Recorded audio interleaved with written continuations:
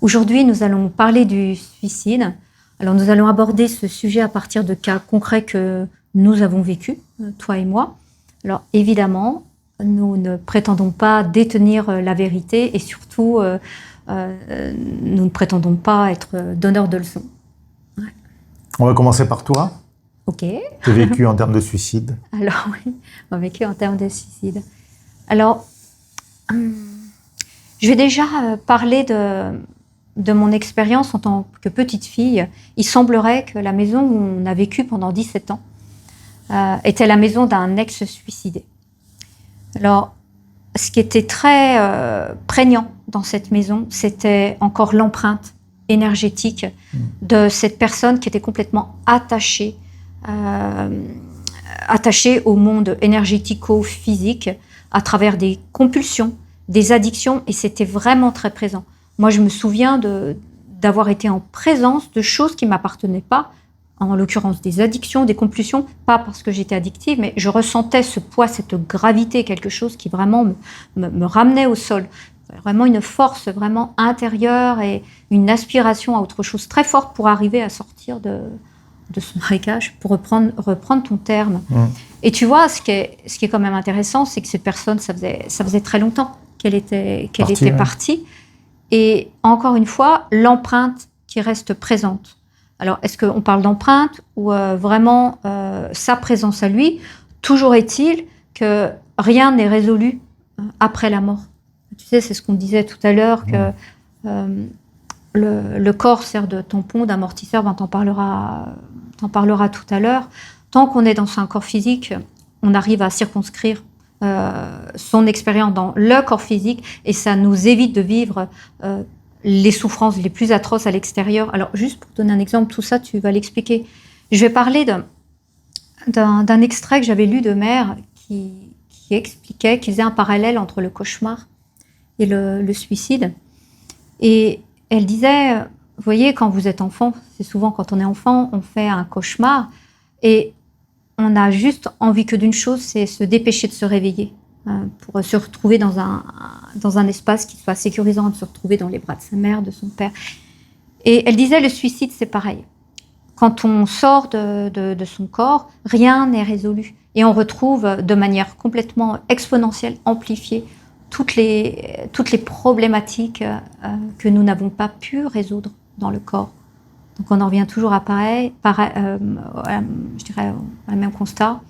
Il semblerait que nous soyons ici pour faire une expérience et apprendre à développer plus de lucidité à travers tout notre corps, notre psychologie, cette nature-là. Y mettre plus de lucidité. Voilà, alors... Deuxième exemple. Deuxième exemple, oui. Le deuxième exemple, c'est... Je vais prendre l'exemple d'une voisine que j'avais. Qui avait un certain âge, peut-être autour de 80 ans à peu près, et qui avait des crises de démence. Et un jour, je suis allée passer la journée avec elle, parce que sa fille travaillait, puis il n'y avait personne pour rester auprès d'elle, et c'est une femme qui ne pouvait pas rester seule. Et je me suis juste assise à côté d'elle, et en me mettant profondément, je sais que c'est un terme que j'aime bien. Mais pourquoi j'aime? Parce que quand on parle de profondeur, c'est quelque chose qui est au-delà de la tristesse. Tu sais, de la tristesse où on se sent démuni, impuissant à pouvoir faire quelque chose pour toutes les grandes misères du monde. Et quand je dis profondeur, c'est cette capacité à pouvoir embrasser bien plus large, à s'en remettre un espace qui est complètement détaché de tout ça, et pour autant qui embrasse tout ça. Donc, j'étais allée vers cette femme, je prétendais ne rien faire si ce n'est reculer en moi et arriver à créer un lien d'âme à âme. Et au plus profond de moi-même, je me suis reliée à elle et je lui ai dit que elle n'avait pas à se forcer à rester en lien avec ce monde, à se forcer à quelque chose, qu'elle pouvait s'autoriser à se détacher de tout ça. En fait, ce que j'avais perçu, c'est qu'il y avait ce qu'on appelle un glissement, qu'elle était déjà plus ou moins partie, mais qu'il y avait encore des attachements par rapport à sa fille, par rapport à des tas de choses. Je lui disais juste qu'elle pouvait juste s'autoriser à lâcher tous ces attachements, sans dire de partir, se détacher de tout ça. Et quelques temps après, elle est partie, cette femme. Voilà. Alors, oui, on reviendra sur le glissement, c'est une notion intéressante, parce que est-ce que c'est une forme de suicide et quelles en sont les conséquences? Voilà. Donc, parce que pour tout vous dire, on a refait cette vidéo parce qu'on a été troublés lors de l'enregistrement, donc on la recommence. Ouais. Puis j'avais fait une bêtise aussi, j'avais dit quelque chose que j'aurais pas dû dire. Et puis moi, j'aborde des choses que je n'avais pas abordées. Voilà. On est naturel. Alors, moi, ma première confrontation avec le suicide, c'était un collègue, quelqu'un qui était dans la même société que moi, et qui a bénéficié d'une promotion en cascade quand j'ai quitté cette société, parce que, on va dire, la personne qui était dans la strate en dessous de moi m'a remplacé, et ainsi de suite. Donc, il y a eu plusieurs promotions en cascade comme ça, c'est bien. Hein, l'entreprise favorise les promotions à travers l'entreprise, voilà, dans l'entreprise. Et ce garçon a pris un poste de plus grande responsabilité. Mais il avait déjà, à cette époque-là, passé un cap difficile pour lui. Il avait passé les 40 ans. À l'époque, j'étais plus jeune que lui. Il y a eu un moment où j'avais moins de 40 ans. Et donc, de manière assez inexplicable, ça a été un choc pour lui. Et il s'en ouvrait volontiers. Il confiait ça à beaucoup de gens. Donc, moi, il en avait parlé aussi avec moi. Il considérait qu'il était maintenant sur une espèce de pente descendante et que c'était tout chose vers le néant ou quelque chose comme ça. Et donc, dans un premier temps, j'avais déjà quitté l'entreprise, il fait une tentative de suicide. Et il se pend. Et il est sauvé in extremis par sa petite amie, qui le récupère genre 5 ou 10 minutes avant qu'il ait commis ce truc-là, et qui réussit à le faire hospitaliser, et ils l'ont sauvé. Donc moi derrière, je suis dans une fonction, dans une société différente, mais je l'appelle quand même, je prends un peu de temps, à plusieurs reprises, pour lui dire, Jean-Paul, franchement, c'est pas parce que tu as 40 ans que la vie s'écroule, il y a plein de gens qui vivent énormément de choses après 40 ans, t'as de l'argent, t'es en bonne santé, enfin, en tout cas physiquement, même si mentalement t'as une espèce de blues, tu devrais te tourner vers l'avenir, etc. Bon. Il se trouve qu'il se fait licencier très rapidement aussi parce que le président de la société juge qu'il n'est pas compétent dans la fonction qu'on lui a donnée. Bon, ça c'est une chose, je ne remets pas en cause la décision du président, probablement j'aurais pris la même décision. Parce que la responsabilité de ce qui suit, ça importe à Jean-Paul. Bon, pour quitter l'entreprise, on lui offre un gros package, hein, c'est assez coutumier dans ces entreprises-là, on ne vous laisse pas comme ça à l'abandon.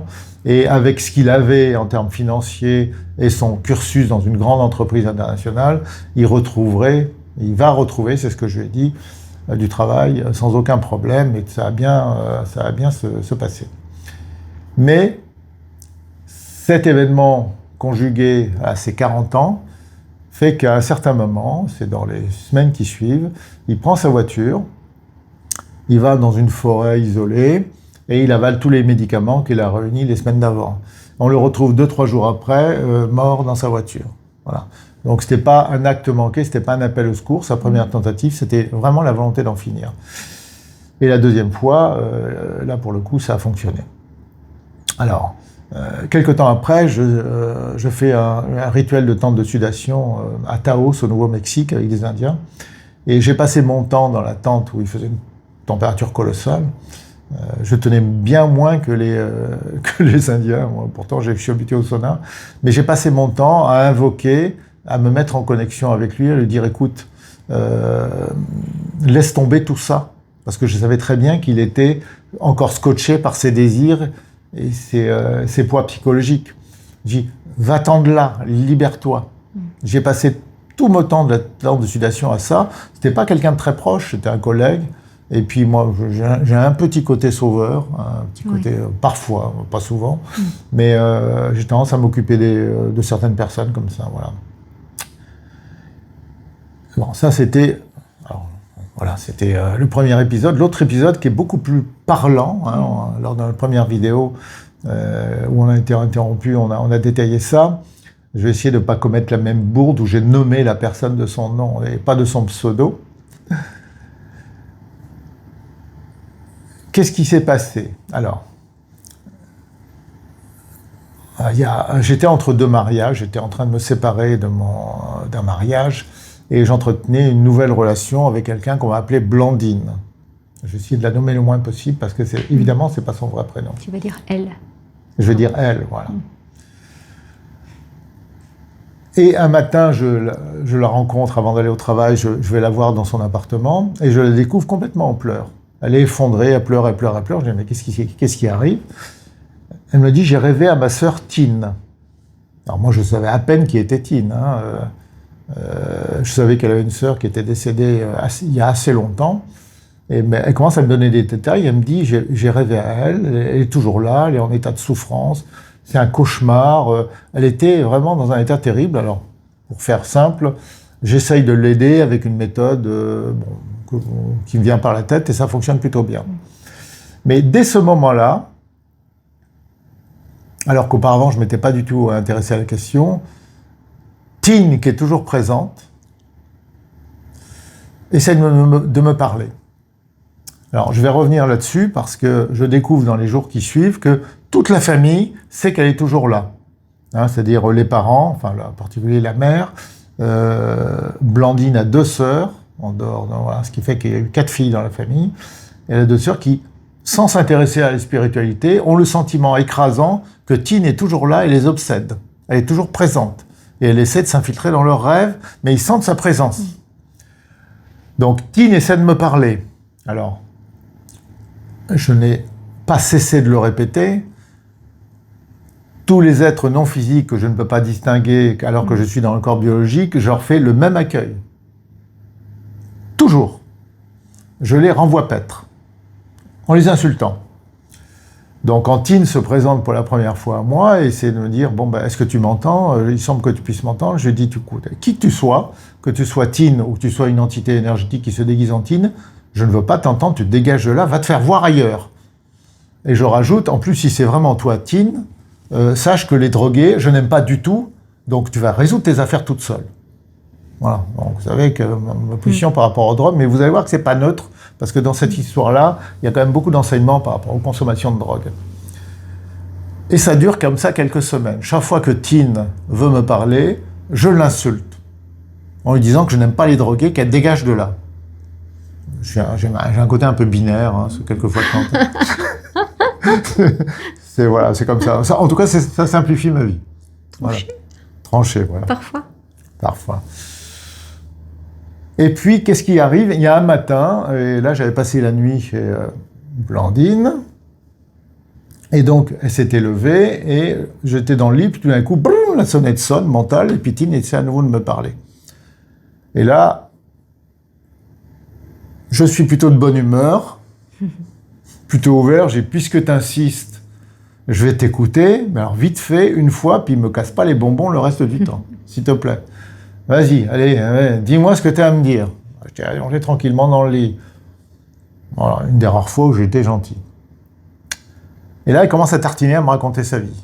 Alors, elle me donne beaucoup de détails, et quelquefois, parce que je ne suis pas un psychique entraîné, et parce que je m'en fous, je déteste ces communications avec les êtres énergéticaux, je ne sais pas quoi, je lui fais répéter certains détails.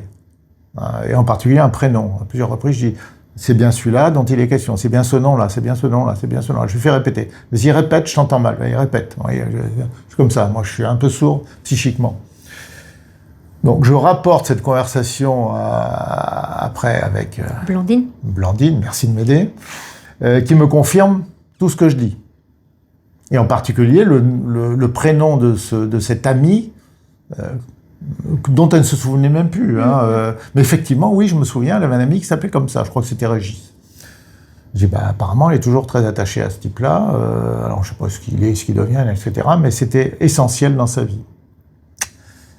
Et quelle est cette vie qu'elle a eue? Eh bien, c'est une vie, d'abord, c'était probablement une plutôt jolie fille. Dès qu'elle a été en mesure d'être autonome, elle s'est plongée dans la prostitution, la drogue et les fréquentations qui vont avec. C'était que ça. Elle est allée tout droit au fond du trou. Et dans les détails qui m'ont été donnés, et la famille n'avait pas tout, parce que ce que j'ai appris lors de cette petite heure, je veux dire, c'était encore pire que ce qu'ils savaient, hein, largement. En gros, elle avait pris toutes les drogues que la Terre a pu inventer. s'était prostitué à peu près à tout ce qui lui tombait sous la main, et en particulier sur la Côte d'Azur auprès des riches personnes du Moyen-Orient. Voilà, j'avais les détails de tout ça. Et puis quant à ces trafiquants et ses amis, parce qu'on a les fréquentations qui correspondent à l'état de conscience, c'était un ensemble de Nord-Africains, trafiquants de drogue et utilisateurs de drogue. Belle vie, vous voyez, c'était vraiment la belle vie. Tout ça, ça se passait 20 ans après les événements que je vous relate, c'est-à-dire ça devait se passer vers 1988, à peu près. Alors, donc une espèce de descente aux enfers. Chaque semaine était pire que la précédente. Alors ça, c'est Tid qui l'explique, mais c'est également la famille qui dit on l'a vu partir, voilà, on ne pouvait rien faire. Un suicide lent. Un suicide progressif. Mais personne n'appelle ça un suicide dans ce cas-là. Hein. Consommer de la drogue, tout le monde fait ça, bien sûr, c'est normal. Voilà. Mais il y a des conséquences et on va les voir, les conséquences. Hein. C'est pas simplement dans l'instant présent et dans la vie présente. Et puis un jour, il arrive quoi ? Les parents vont rendre visite à leur fille Tin, dans le centre-ville. Alors eux, ils habitent un petit bled assez éloigné du centre de cette ville. Donc je suppose qu'ils garent leur voiture et puis ils vont à pied jusqu'à l'immeuble et ils voient un attroupement sur le trottoir, dont plein de personnes qui sont là, qui ont l'air de regarder quelque chose par terre.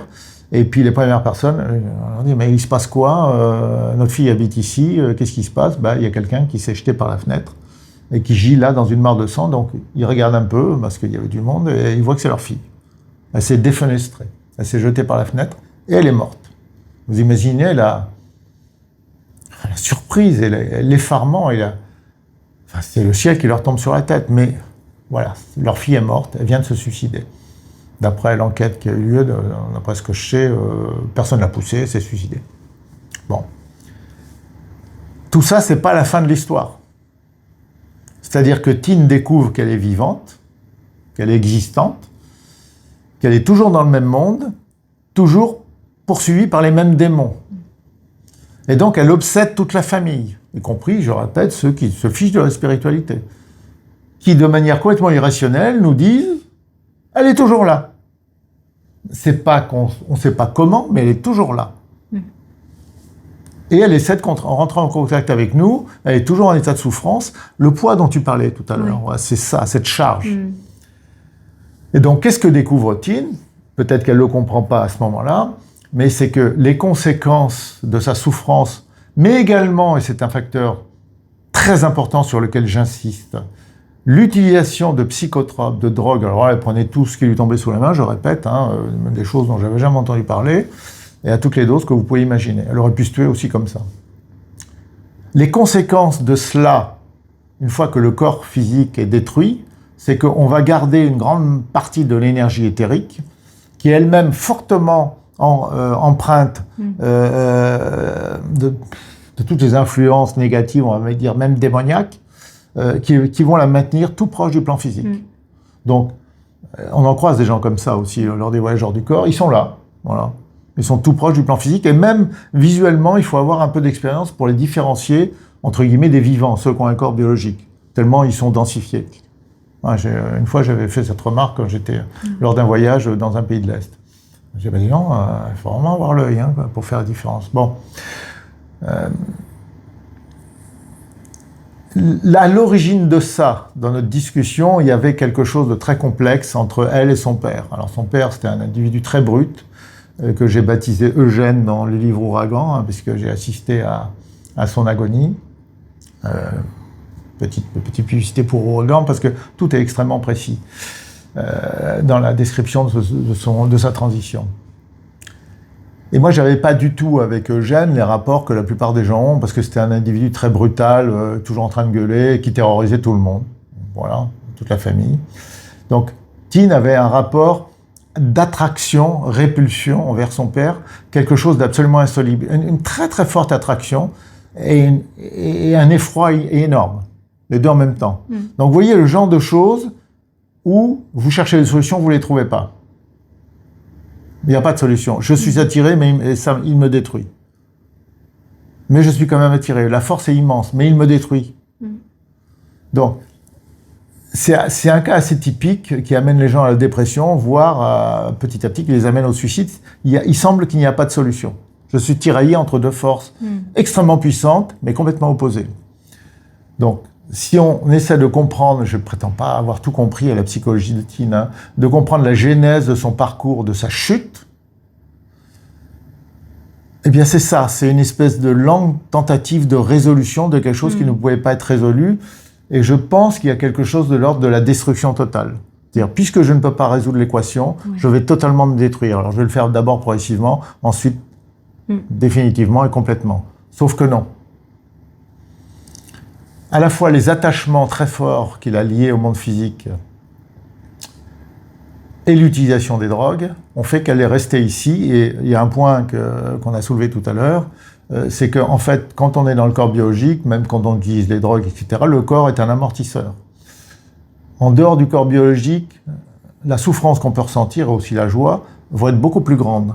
Donc ces gens qui sont dans cet état-là souffrent plus, et même beaucoup plus, que quelqu'un qui est dans un corps biologique. Et Mère le disait, j'en ai parlé tout à l'heure, je crois. Oui. Voilà. Donc ça, c'est simplement la vérité. Une souffrance intense qui est beaucoup moins amortie parce qu'il n'y a plus de corps biologique, je le répète. Mira Alfassa, pour ceux qui ne connaissent pas. Mère Mira Alfassa. Mira Alfassa. Alors, après ce premier épisode dans lequel j'ai enfin accepté d'écouter Tin, malgré mon aversion pour les contacts psychiques, alors que je suis dans le corps biologique, je ne parle pas des contacts en dehors du corps biologique, où là, j'ai toute la lucidité, toutes les facultés de voir qui s'adresse à moi et pourquoi. Et mon aversion pour le monde de la drogue. Hein, je le redis, ça ne va pas plaire à tout le monde, mais je vais quand même le redire. Les gens qui utilisent des drogues, qui trafiquent de la drogue, sont des instruments des démons. Il n'y a pas d'autres explications. Les démons utilisent les esprits faibles pour détruire l'humanité et l'asservir. C'est, quand on prend un peu de distance par rapport à la planète, c'est le principal problème de cette humanité actuellement.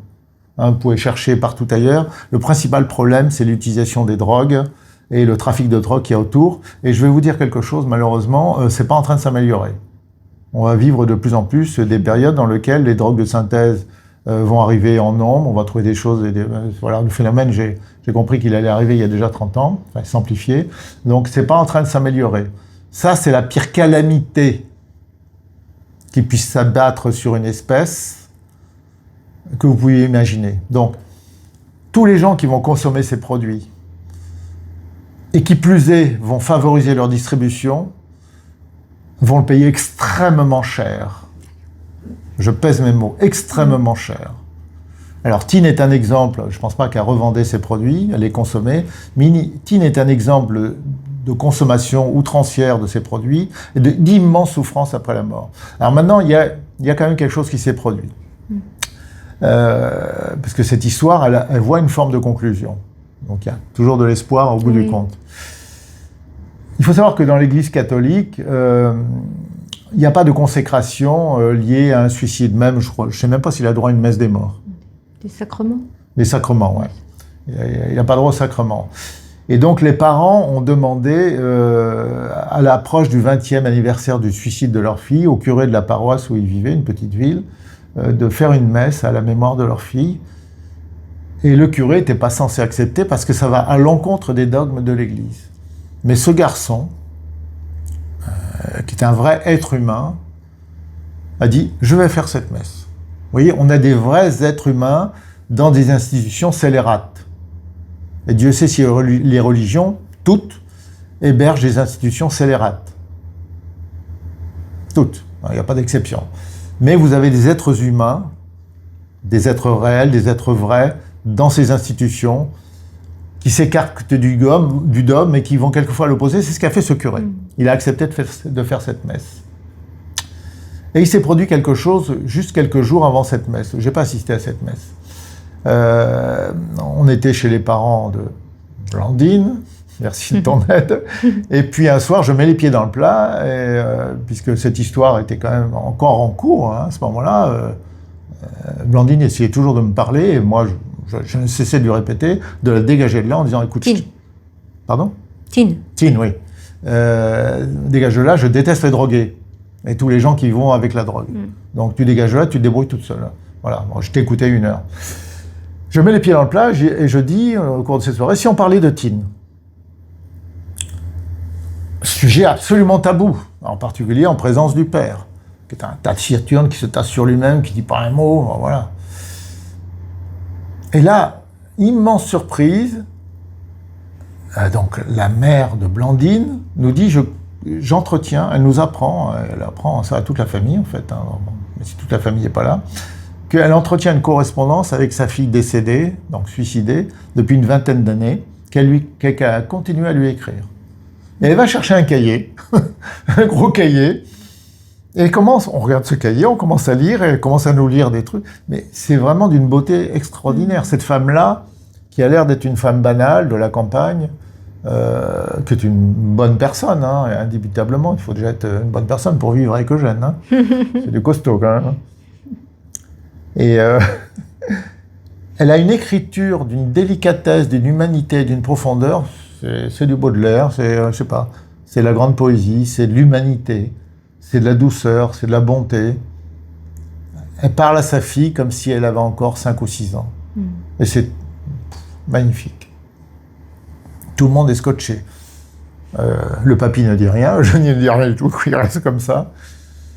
Mais il y a un moment magique qui arrive à ce moment-là. Une espèce de rédemption, je vais utiliser des termes peut-être un peu trop teintés de christianisme, je sais pas quoi. Il y a comme quelque chose qui descend sur nous, une espèce de paix.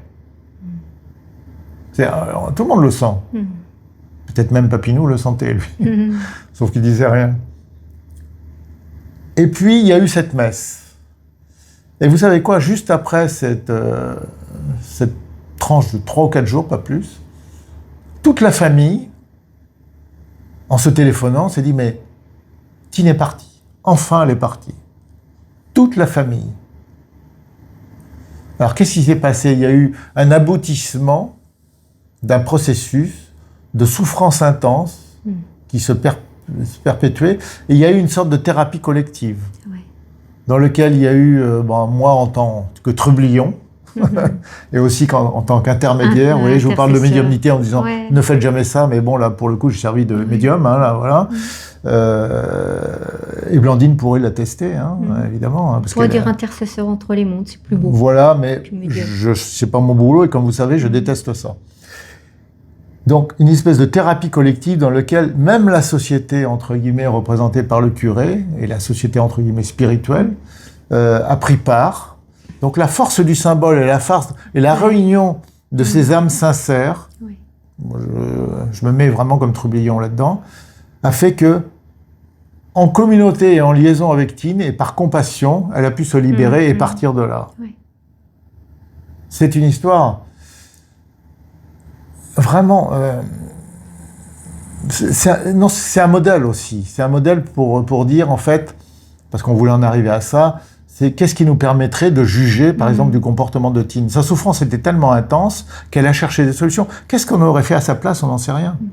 Donc, je voulais en arriver au fait de dire, bon, outre le fait de jamais se droguer et de jamais fréquenter de trafiquants de drogue, jamais, hein, et je vais en rajouter une couche, les trafiquants de drogue un jour, trafiquants de drogue toujours.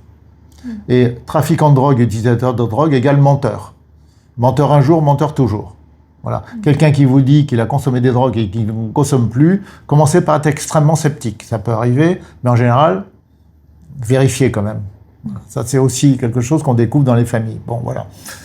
Mais on est arrivé à cette espèce de rédemption et cette espèce de libération au prix d'une immense souffrance, parce que la souffrance était vécue par Tine, mais également par toute la famille. Donc, c'est quand même une sphère collective, comme toi tu le vivais dans ta maison, qui est là-dedans. Et au bout d'un moment, on arrête de juger, on essaie de comprendre. Il y a un moment, il y a quelque chose de l'ordre du cœur et du lâcher-prise qui fait que collectivement, on lui a permis de monter, en tout cas, quelques crans au-dessus. Ça montre bien le fait qu'on soit tous interdépendants, reliés. Oui. Comme j'ai l'habitude de dire, on est une cellule au milieu d'un grand organisme et le but, c'est de trouver une sorte d'harmonisation de ce grand tout, une grande danse. Et on s'entraide. Et tu vois, ça me fait dire qu'on est tous à un certain niveau estropiés, à un certain niveau. Et du moment qu'on est estropié, on est obligé de s'appuyer sur les compétences ou les qualités d'âme d'autres personnes. Et c'est comme ça qu'on évolue aussi. Il y a une sorte d'échange qui se fait.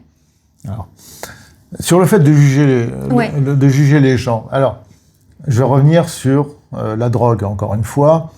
Je prétends pas que les personnes qui utilisent des drogues sont des gens foncièrement malfaisants. Je dis qu'ils sont manipulés par les entités démoniaques. Ces entités démoniaques, ils vont utiliser les faiblesses, et en particulier les souffrances potentielles ou révélées des êtres humains pour en faire des esclaves. Et c'est pour moi une manière de me protéger, parce que si par exemple je t'avais rencontré et que tu utilisais des drogues, notre relation serait limitée à 3 minutes. Tu le sais, ça. Oui. Voilà. Donc évidemment, c'est très loin d'être le cas, puisque comme moi, tu n'as jamais consommé de produits de ce type-là. Qu'une personne se suicide ou qu'elle utilise des drogues, c'est souvent assez similaire. À l'origine, c'est la souffrance. En général, c'est la souffrance. En général, c'est ça. On cherche à amoindrir ses souffrances, peut-être à oublier certaines choses, mais le problème, c'est qu'on choisit la pire des solutions. Alors, on n'est pas là pour juger de ça, mais on va un tout petit peu parler encore des choses qu'on observe sur le plan physique, avant de parler des conséquences dans l'au-delà, même si on l'a déjà abordé pour Tine.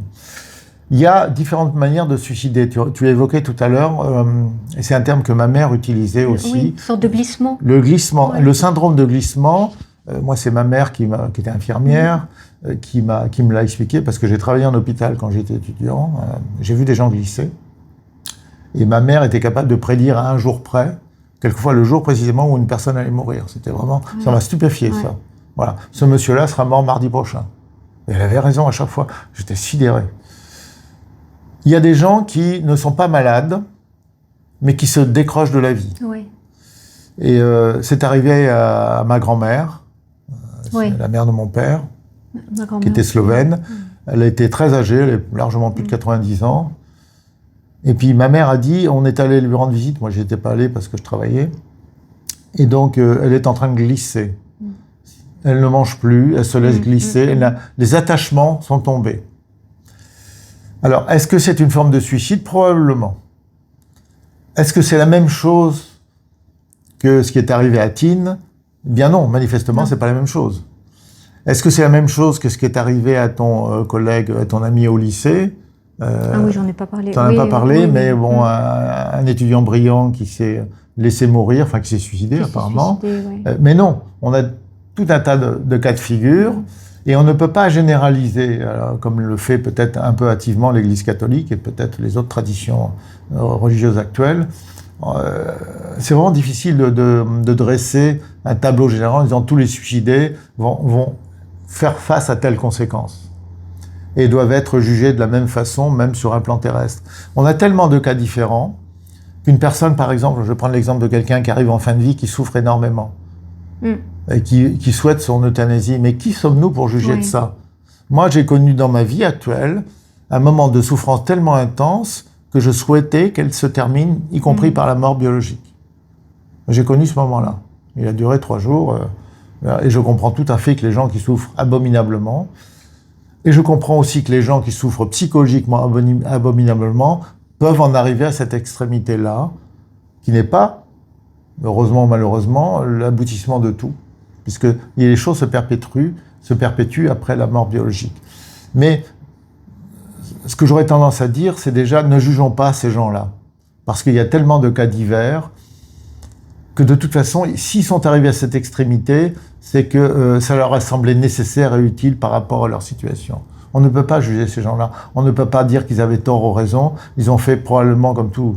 Chacun d'entre nous, tous les êtres humains, ils ont fait du mieux qu'ils pouvaient. Il y a un moment, ils ne pouvaient pas faire autre chose que ça. Puis tu sais, ce que tu as relaté, et moi ce que j'ai vécu, c'est une capacité, sans vouloir aider, mais juste en étant dans cette compassion infinie. Alors, c'est pas des qualités qu'on apprend à développer, il suffit juste de se laisser aller à cet état naturel, d'être en compassion avec les gens. Et là, on les aide, même s'ils sont sur d'autres plans, on les aide, on sent qu'il y a vraiment une reliance qui se fait.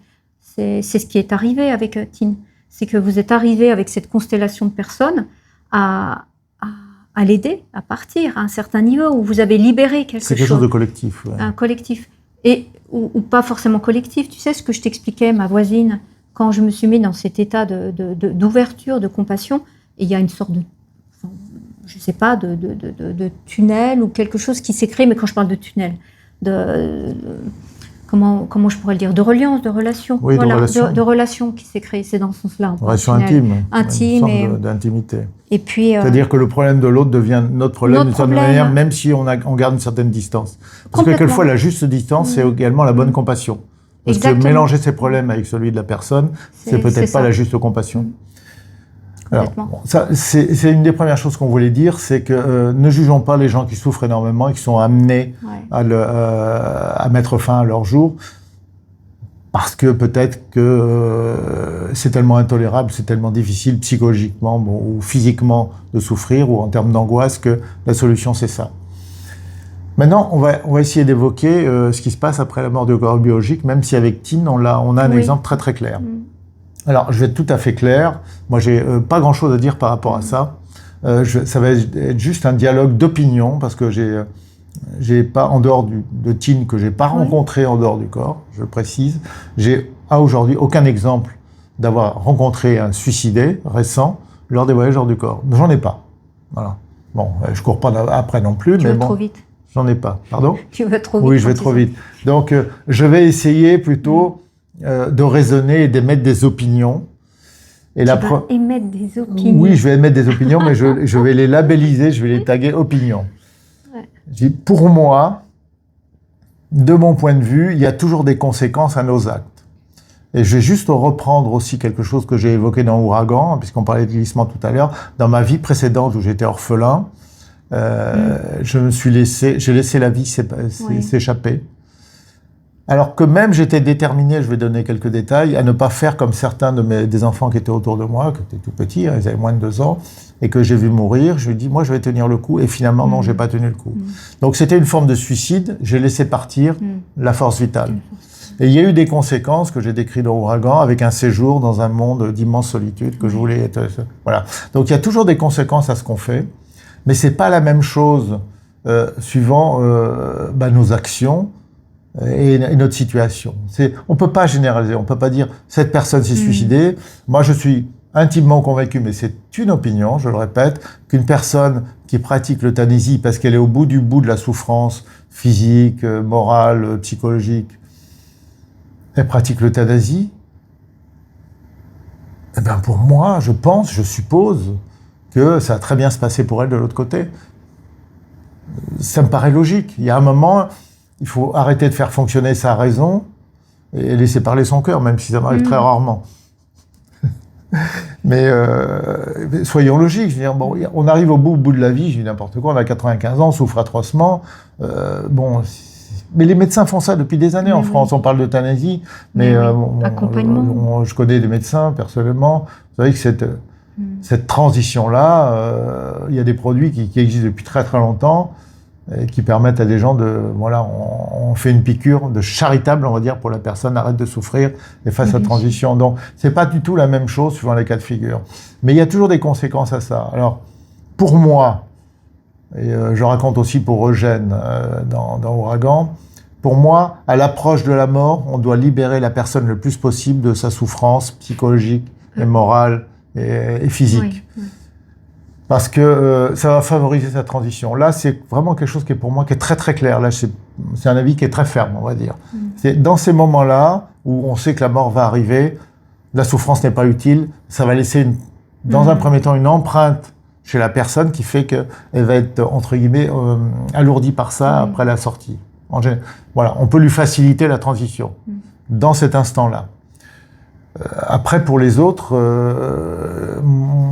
moi, tout ce que je peux dire, c'est que ils ont passé par des moments tellement difficiles que, devant faire face aux conséquences de leurs actes, il peut y avoir une immense variété de ces conséquences. J'imagine et j'espère que pour une grande majorité d'entre eux, ça va plutôt être une sorte de libération, en disant, écoute, voilà, bon, c'est la fin de la souffrance.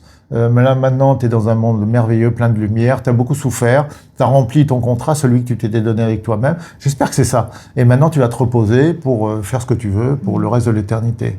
Moi, je veux vraiment, sincèrement, j'espère que c'est ça, mais je ne peux pas parler On ne peut pas parler pour tous les cas de figure possibles. Mais en tout cas, il n'y a pas de malédiction. Ça, pour moi, c'est certain. Il n'y a pas de malédiction imposée à tous ceux qui mettent fin à leur jour. Et dans l'idéal, parce que là aussi, j'ai des points de repère assez précis, il y a je t'ai raconté l'histoire des deux loups, là, tout à l'heure. Oui. Bon, on y reviendra peut-être tout à l'heure. Il est tout à fait légitime à un moment, ça s'est fait dans une situation où j'étais femme, de dire « Ok, je cesse le contrat d'association avec mon corps biologique pour passer à autre chose, parce que j'ai tout simplement plus rien à faire. » Voilà, c'est pas une fuite, c'est simplement je passe à l'étape suivante. Dans civilisation avancée, qui était celle qui était sur Terre, dans laquelle j'étais femme, donc il y a plus de 15 000 ans, c'était tout à fait ordinaire. On était tout à fait conscient d'être bien autre chose qu'un corps biologique, et on le quittait quand on décidait de le quitter. Et ben, tu vois, Mira Alfassa, elle fait référence à ça aussi. Elle dit qu'il y a des suicides de grands saints ou de personnes qui étaient illuminées parce qu'ils avaient fini leur travail. C'était pas des gens qui étaient attachés, ils avaient plus d'attachement, plus d'illusion. Je m'en vais parce que j'ai plus rien à faire. J'ai plus rien à faire, donc je laisse ce corps. Ouais. Donc, vous voyez encore un cas de figure complètement différent.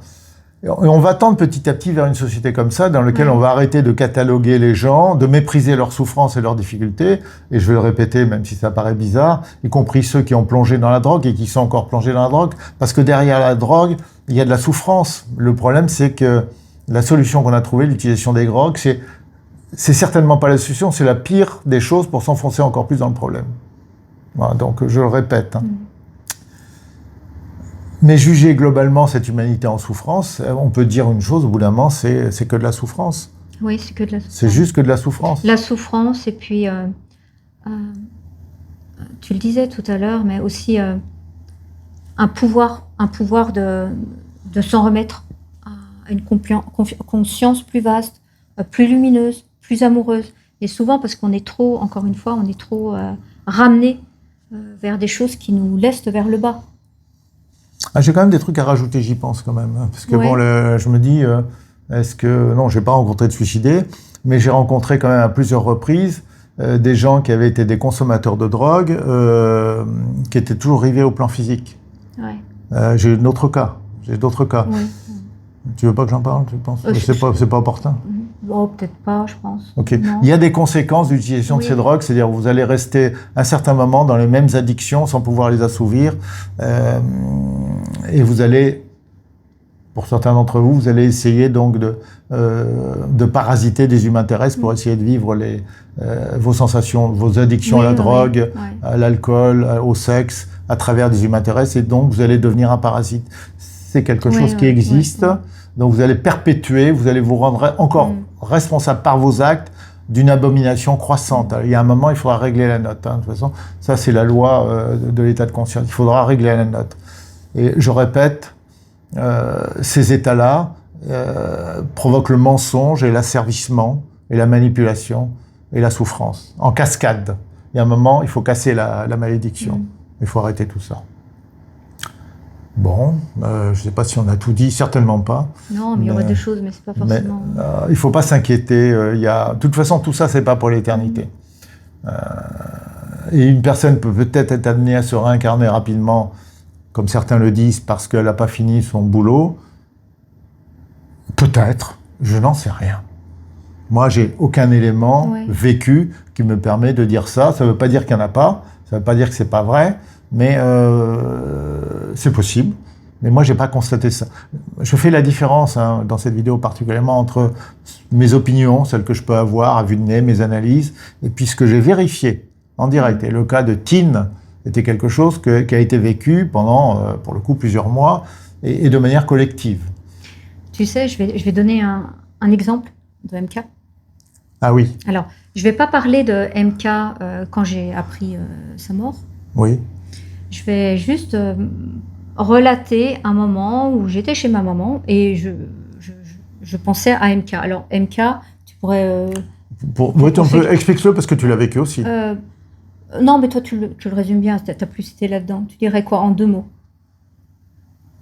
On était au Québec tous les deux. Je reçois un mail étrange de menace des morts d'un type qui se disait super conscient, super omniscient, super puissant et qui qui travaillait au nom des êtres de lumière.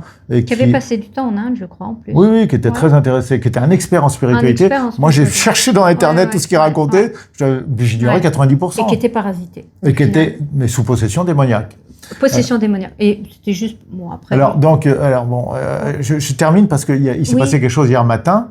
Parce qu'une de ses victimes, qui est une cinéaste, maintenant je vais le dire, je ne vais pas la citer, connue en Amérique du Nord, une jeune femme, a décidé de sortir de l'ombre et a parlé de ce type qu'elle appelle le stalker, ce qui veut dire l'harceleur, et de raconter son vécu. Elle a enregistré une série d'émissions avec une société californienne de 8 heures, et cette société m'a contacté parce que j'étais un élément, j'ai chassé le démon. Littéralement, j'ai retrouvé le gars, j'ai traîné devant les tribunaux. Mon côté Rambo. Et donc la société m'a contacté, et hier matin, donc on était le 17 au matin, heure américaine, c'était la fin d'après-midi, et pour nous, il était autour de 7h30 du matin.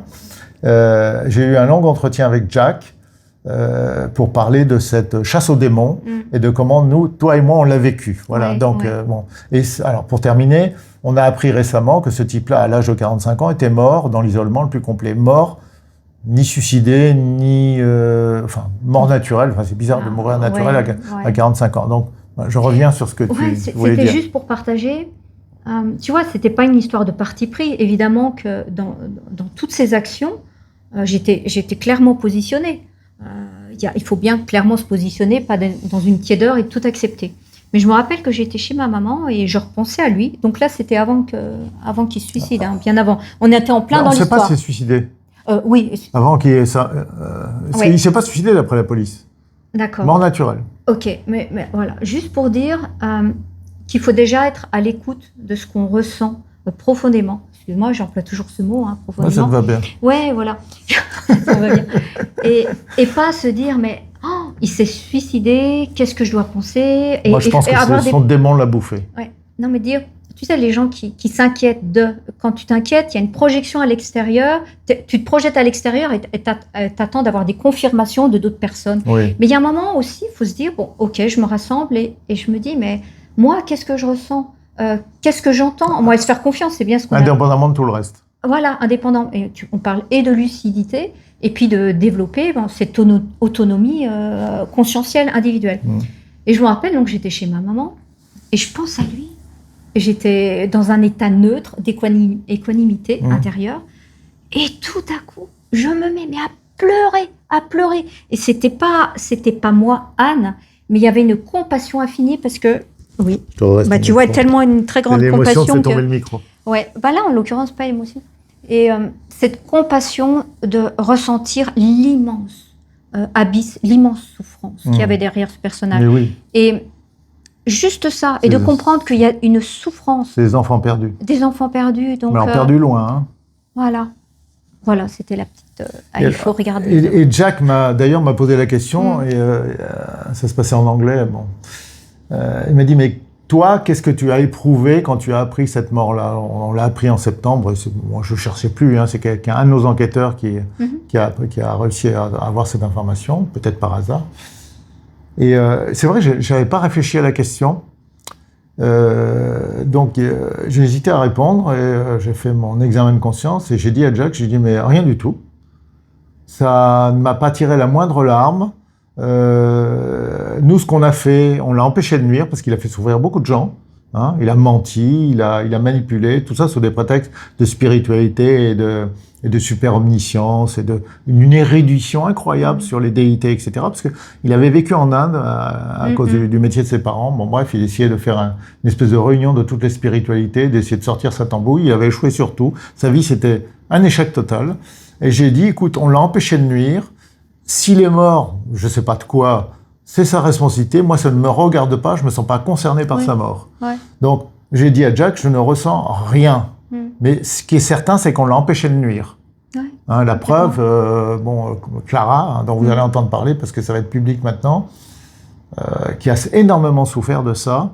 Et juste un truc intéressant que j'ai appris au cours de cette interview, parce que Jack m'a appris des trucs, ces êtres possédés par les démons ont un véritable pouvoir de fascination, mais pas seulement. Ils ont un pouvoir d'influence. Et donc, en fait, Michael, on l'appelle Michael parce que c'était son vrai prénom, je l'appelais Michael parce que c'était Michael K, c'était ses initiales. Ils deviennent des espèces d'enseignants spirituels. Enfin bon, c'est pas des vrais enseignants spirituels, ce sont des faux enseignants spirituels, mais ils ont un charisme qui est donné directement par le démon qui les anime. Et donc, quand il y a eu une rencontre, parce que je ne savais pas si c'était rencontré entre Clara et Michael, et il m'a dit si, ils se sont rencontrés parce que Michael lui a proposé un scénario, il lui a envoyé, il dit c'est celui qui est dans le cinéma, Clara, et donc elle lui a répondu, à l'occasion, si vous passez par le Canada, on en discute et vous venez me voir. Et quelques jours après, elle reçoit un message genre je suis là. Et donc, ils ont une première rencontre.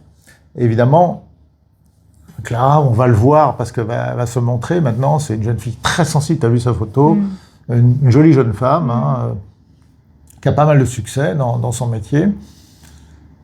Après ce contact, elle a senti qu'il y avait un coup fourré. Tout le monde ne le voit pas. Il y en a certains qui se laissent subjuguer par les démons. Il y en a plein. Vous savez, la subjugation spirituelle. Et en fait, ce que m'a appris Jack, c'est qu'elle est allée voir un thérapeute spirituel. Alors, c'était un processus assez long. Et l'autre nous écrivait que c'était sa parèdre. Je ne sais même pas ce que ça veut dire parèdre, moi. J'ai cherché dans le dictionnaire, sur Internet encore. Et donc, évidemment, c'était totalement faux, c'était du fantasme. Et elle se sentait possédée, elle se sentait sous influence. Donc, je ne savais pas tout ça, je l'ai appris hier matin.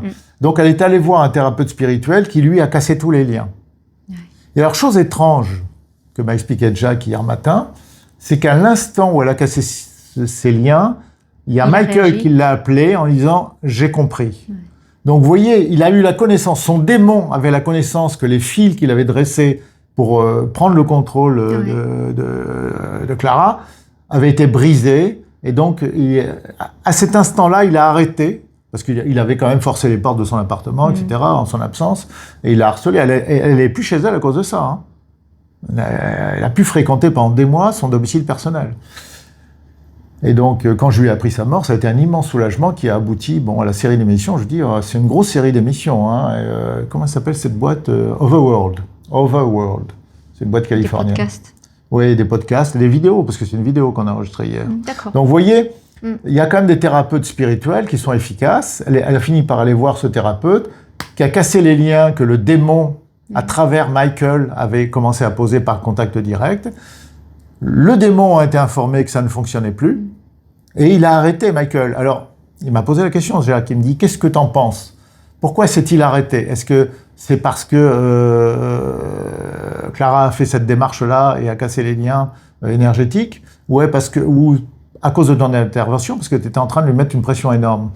J'ai dit « Écoute, je ne peux pas savoir, mais il y a peut-être des deux. » Parce que c'est effectivement, là, je lui avais dit, c'était bien passé pour le savoir, je lui avais répondu très rapidement, je sais que tu es un gros barjot, je vais t'attraper, je vais te trouver, je vais t'attraper. Voilà. Et donc, il avait la pression. Donc, j'ai dit, je ne sais pas, mais peut-être qu'il y avait des deux. Peut-être qu'il a laissé tomber l'affaire de Clara parce qu'il avait la pression de mon côté. Voilà. On avait créé à l'époque une équipe assez importante qui s'appelait l'escouade des chasseurs de démons. C'était bon. Ils ont été sidérants, hein. Ils nous ont ramené des éléments extrêmement intéressants. Alors, cette histoire, je l'ai racontée avec Jack, mais juste pour terminer, je ne sais pas pourquoi on parlait de ça. Oui, mais tu pleurais sur la profondeur de sa désespérance. De la souffrance, toujours pour dire que derrière... Bon, on est parti. Un appel au secours, Non, on va arrêter. On va arrêter la vidéo. Il y a un moment, on arrête la vidéo. Qu'est-ce qu'on dit en conclusion ? Il faut faire une conclusion, il ne faut pas avoir l'air crispé, il faut sourire, il faut... Bon, j'espère que ça vous aura plu. C'est un peu improvisé, même si on se prépare un petit peu. Et puis, si vous aimez, vous mettez les pouces. Et puis, vous nous faites vos commentaires, parce que dans vos commentaires, il y a des questions en dehors de... ça suscite d'autres questions, d'autres thématiques. Ouais. Alors, je veux simplement rajouter une chose. Si vous êtes porté par la haine, par la détestation, de ce qu'on fait. Ça arrive une fois sur 1000 à peu près dans les commentaires. Moi, il y a une petite chose que je vais vous conseiller. N'allez plus sur la chaîne. Évitez de vous faire souffrir, voilà, parce que ça vous évitera de souffrir. Et puis, sinon, de toute façon, vous allez être viré pour l'éternité de notre chaîne. Voilà. En plus, ils alimentent l'algorithme. Et vous allez, en plus, vous travaillez pour nous, vous allez alimenter l'algorithme. Et puis, de toute façon, vous serez signalé à YouTube et vous finirez par avoir de gros problèmes d'audience, on va dire, sur les réseaux sociaux. C'est simplement comme ça. C'est pas une fleur d'espoir, là, que tu proposes à la fin. On peut finir sur une note d'espoir, non? Comment on fait venir? Non, bah, vas-y, à toi de l'apporter la note d'espoir. Non, voilà. Okay. Non, bon, je précise, hein, parce qu'il y a des rageux, comme disent certains. Non. Si ça vous plaît pas, mais ce qu'on fait, majoritairement, voilà. C'est vraiment des... Ça vous plaît, vous mettez les pouces. Ça vous plaît pas, vous revenez jamais plus sur nos vidéos. Allez, on vous embrasse. On vous embrasse, voilà. À bientôt. Salut.